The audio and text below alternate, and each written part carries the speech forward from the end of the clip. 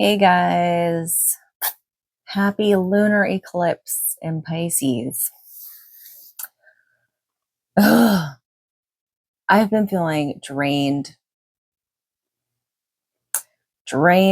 and like just, I don't know how to describe it. Just this feeling of what the hell is going on. I didn't wake up that much last night. I don't think I woke up at all, actually. I know I had dreams, but I didn't remember any of the dreams. I just know I had dreams. Woke up tired and not wanting to get out of bed, didn't want to go to work, which I know it's normal on Mondays for majority of people to not want to go to work. I get it. But this time it was more of like a challenge. Like I really just didn't feel motivated to do anything. And at work, I I definitely forced myself to make sure to get the things done that I needed to get done. But it just felt like a major chore. Like I just wasn't having it. And then I've also been feeling anger. Nothing has caused me to feel angry. No one has made me angry. No incident happened to create any kind of anger within me. And I don't know, it's just that I feel angry and like I don't I can't even talk right now. Okay? I can't even friggin' talk right now. What is going on? See, that's what I mean by just confusing. It just feels confusing right now. And this could be like some transition that I'm personally going through in regards to like my the suppressed anger I've been holding inside. I think it's more towards myself, not so much towards anybody else, but it's more towards myself. And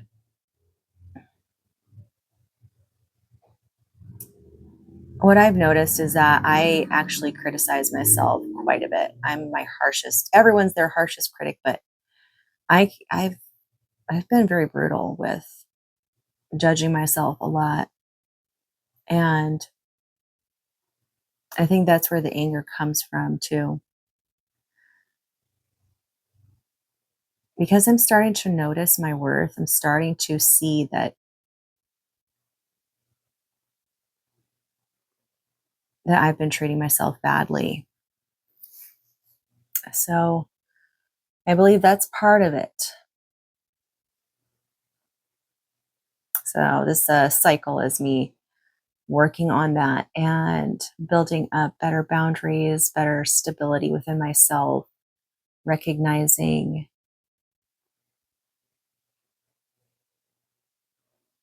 the self sabotage that I do to change it, not for other people, but for me, not doing it for others, doing it for me. So, yeah, that's what's going on. It's my experience so far with this lunar eclipse. Try not to think so much about it because that's what I normally tend to do. Just try to reason things make sense. And although it is important to do that, it's part of critical thinking and looking at things logically, but then that distracts from actually feeling the situation within the body. So,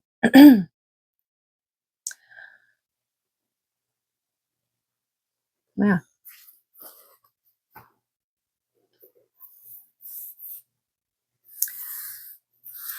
I made my own cards. So let's pull some messages.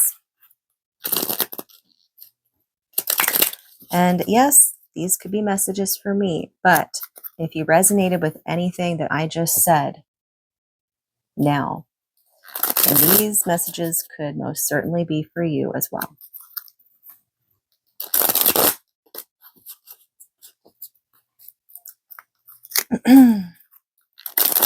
All right.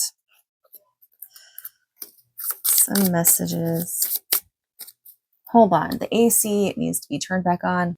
All right, that's better.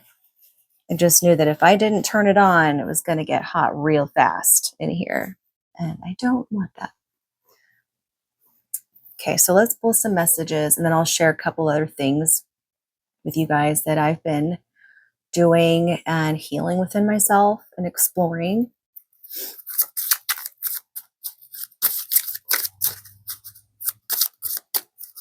What are the messages?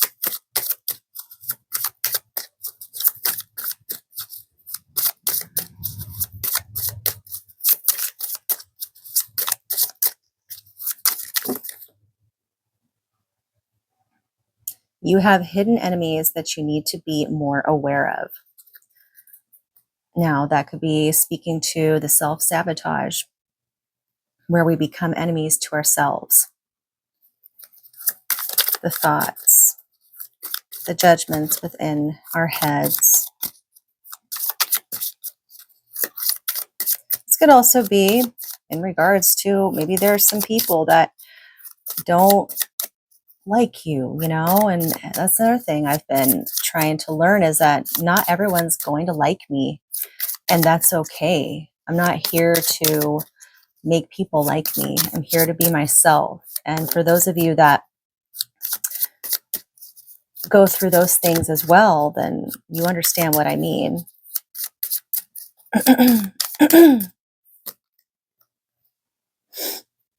Educate yourself more on certain topics before you make assumptions. So then that goes to not assuming, also not assuming that people are against you either, because then that is a form of self-sabotage. And then 444, which talks about stability, foundations, grounding.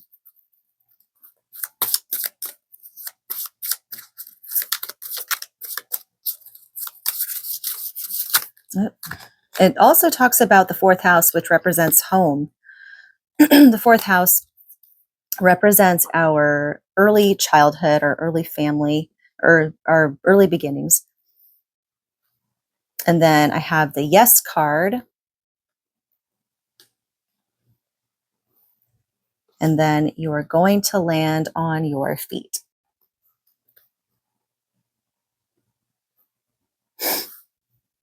So with the yes card coming out after the 444, that tells me that stability, if things are going to stabilize, and that you will get that secure foundation if you don't feel like you have it now. And that goes in line with you're going to land on your feet. Okay, one more. So yes, you're going to land on your feet.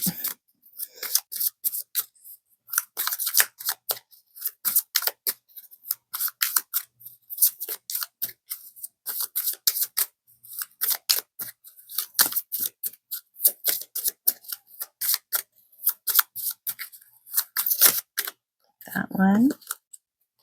777, intellect and intuition, the inner strength.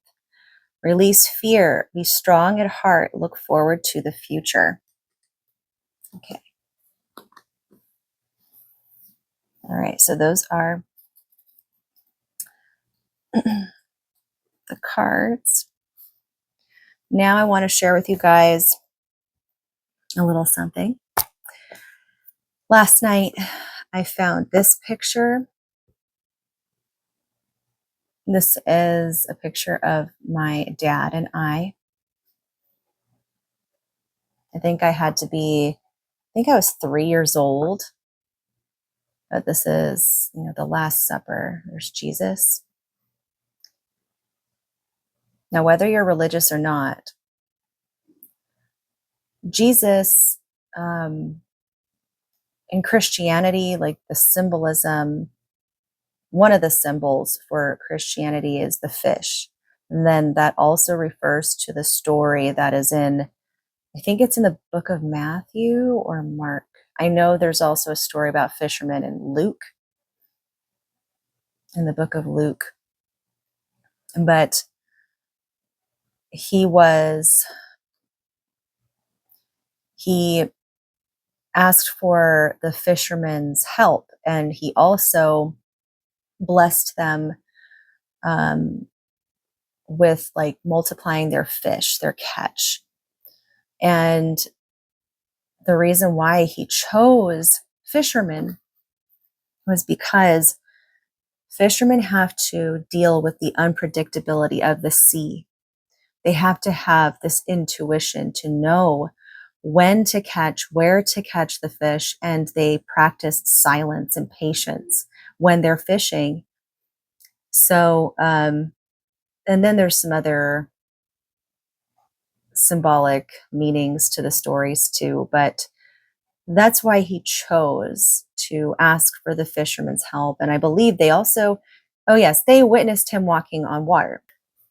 The story of that reminds me of Pisces and this lunar eclipse because there's a big cycle that is being reborn. And if you think about Virgo and Pisces, Pisces represents sacrifice and resurrection. Virgo represents the grounded purification and disciplined service, or service through discipline. We need all those things to renew ourselves, to break the chains of generational karma, to rewrite the story. Rewrite a story that was once tragic and filled with sorrow into a story filled with peace, love, and happiness. So that is really what I got from this picture.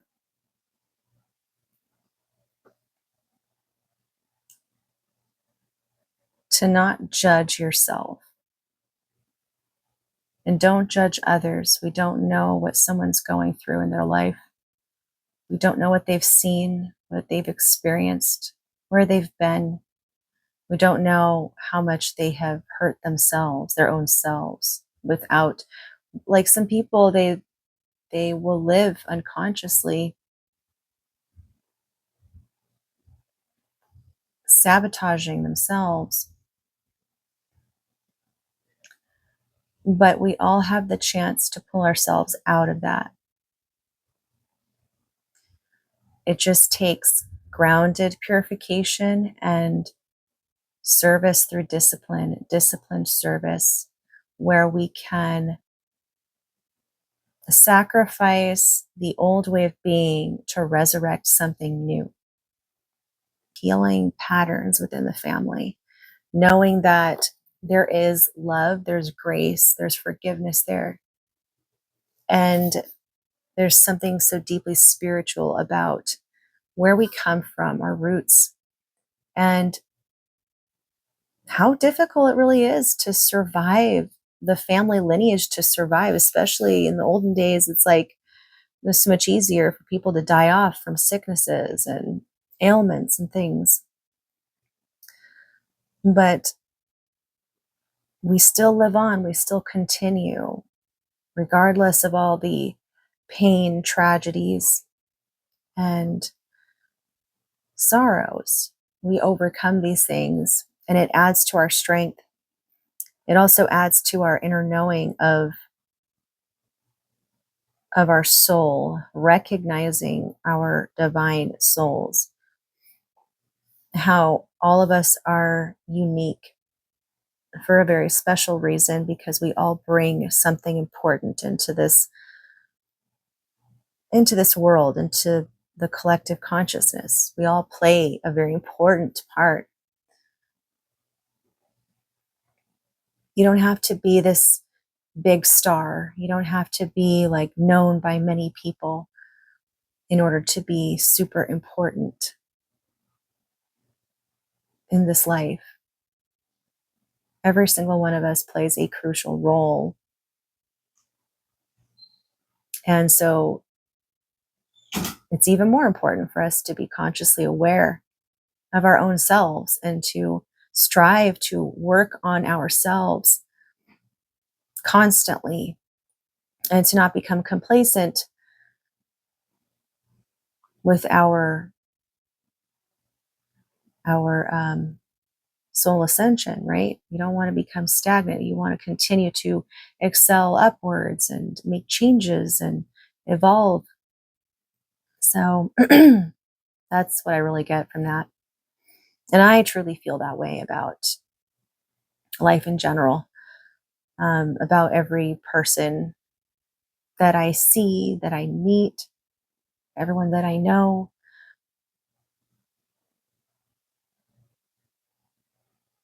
Is very special. Every single one of you.